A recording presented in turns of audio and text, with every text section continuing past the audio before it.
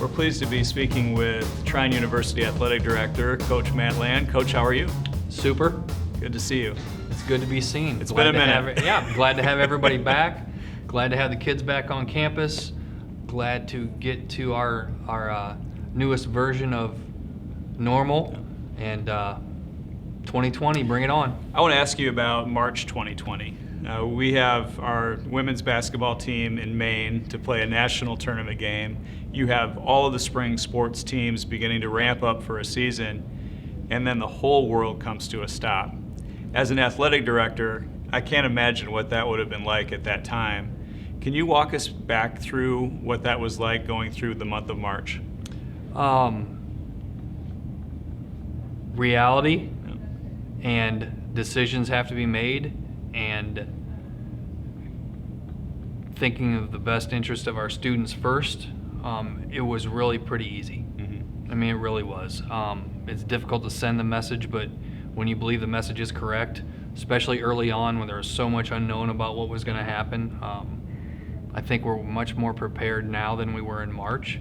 But I mean, those are really simple things and simple decisions to make, but hard ones. I mean, you're dealing with some really successful things going on at that point in time. So if you're dealing with a virus that we're not real sure about, you can't take any chances with the kids, right? No, because that's the number one priority in everything that we do and every decision we make. Yep. So going from March, we fast forward to the fall, and we find out a couple weeks ago that the MIAA conference, of which Trine belongs, has decided to cancel or postpone, I guess, fall sports. Immediately after that, Trine came out with a press release basically saying we are still going to pursue playing sports in the fall of 2020. Take me through that decision, and how is it different? First of all, our conference is in Michigan. Right. And Michigan and Indiana are two very different states. We are way ahead of their state in Indiana. Our governor has provided great leadership, and we have the ability to do things in Indiana that they do not in Michigan. And it became pretty apparent pretty quick that that was probably going to be the direction. Respect the decision of the MIAA. We're going to participate in the activities in the fall spring. Yeah, right. Right? So we got some new terms coming. And we are still going to do what we think we can do safely and smartly, because we think, quite frankly, that we can do things better than most people, and we're going to find a path to play, and we have.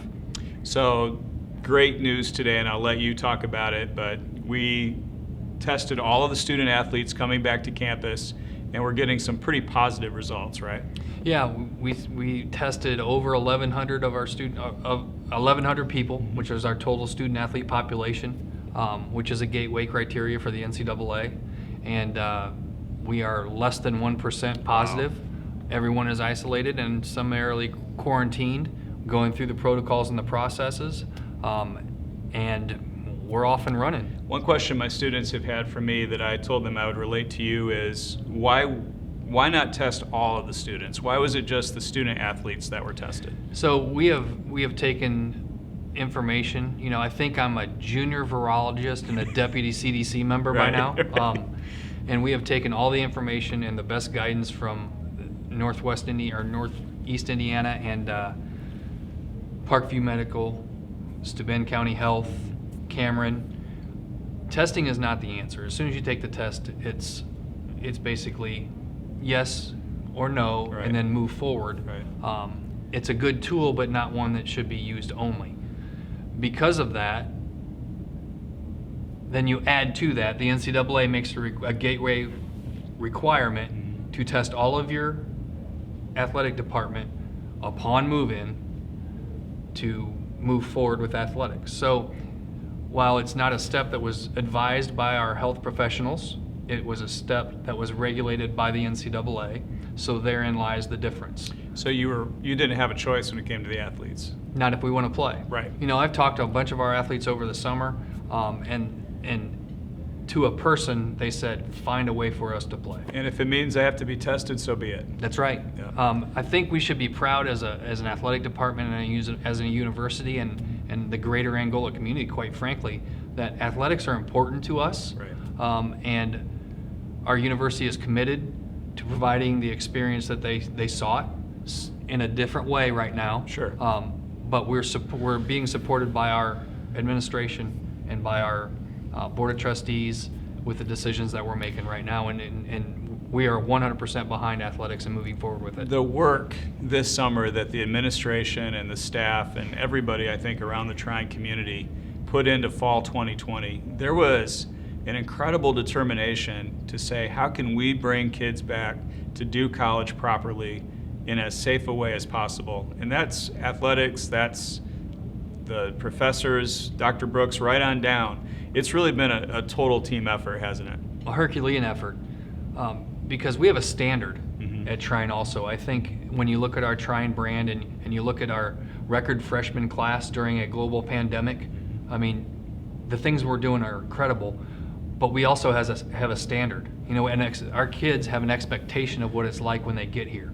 So to be able to preserve as much of that as we can and get kids on campus seated with the education that we think is second to none, in the best, most safe way that we can possibly, I think we've hit it out of the park. I really do. One of our communications majors, Megan Schrader, had a question for you. I'm going to read it to you now. Can't wait to hear it. Okay, Megan says, we know that the decision to hold sporting events for the fall goes beyond trophies and schools and competitions. It's about the students and ensuring that they get to have their season, which means so much to them, their team, and their families. It's about giving them the best college experience we can offer in unprecedented times. Can you share some of the thoughts that you've been hearing from these athletes and their families about the decision to play sports this fall? So think of all the things, the phone calls I could get, Right. and all of the things that could be said. And I will tell you that I have had almost none of those negative things that you're thinking of. Right. I've gotten a lot of thank yous. Right. I've gotten a lot of we support the decision. I got a lot of we are 100% invested in what's about to happen, and thank you so much, athletic department, Trine University, you know, staff and administration for being a leader. And that's what we do here. The thing that's different about this place is we lead. We don't let other people make decisions for us. We make our own decisions, form a plan, execute the plan, and then arrive at the destination. Were the folks who run the MIAA disappointed that Trine and a couple of the others wanted to keep playing? What was the response that you got from the conference? I don't think they were disappointed. I think every institution has to make the right decision Okay. for that institution. Yep. And they've got different problems or different answers than we have. We have answers, and we're proud of our answers. And I think everyone in the MIAA is just institutionally, we have to make the right decision for us. Coach Land, I have a couple of other questions for you. You know, the Trine Broadcasting Network, of which I'm a part, we cover football, we cover volleyball, we're deeply invested in those. What will those seasons look like? I understand that's still in progress, right? They'll be shortened in the fall. Okay. So we've postponed conference events to the spring. We don't have non-traditional seasons anymore. So your spring practice for spring practice for football and your fall practice for baseball and softball and lacrosses and those kind of things are gone. We have 114 days now. Right. So we've got to get the conference schedule set up so we know how many days that we are going to use in the spring semester for that. Then we have to do the math and go backwards and make sure we don't allocate more Gotcha. for the fall semester. But until I get that decision, we can't make this decision, but this decision is going to have to be made soon because September 12th, after the 40 or the whatever the day phase in that we have to get through is September 12th. So our first games won't be until around September 12th. Okay. So we've got to get all that done in a quick manner. So football season, maybe in the fall you could see Three or four games. Maybe 3 or 4? 2, 3, or 4 Okay. games, basically, until. The other question I'm getting today is, will fans be allowed to attend any of these games? Even the students? Yes, maybe, Okay. probably. I don't know. Okay. As of today, we have a maximum number of 250 Okay. in a gathering from the governor. August 27th, he's due to make an announcement on that. We can also apply for an opportunity to have more. I know that we will apply for that, and we will have stands in our fans in our stands in some way, shape, or form. Yes. Okay. So that's information coming on how that will work. Yep. But I know that, I think for family members, if their kid's in a volleyball game or a football, whatever it is, Absolutely. they want to be there. Yep, and I want them there. Yep. We all want them there. And you got to understand that these decisions have to be made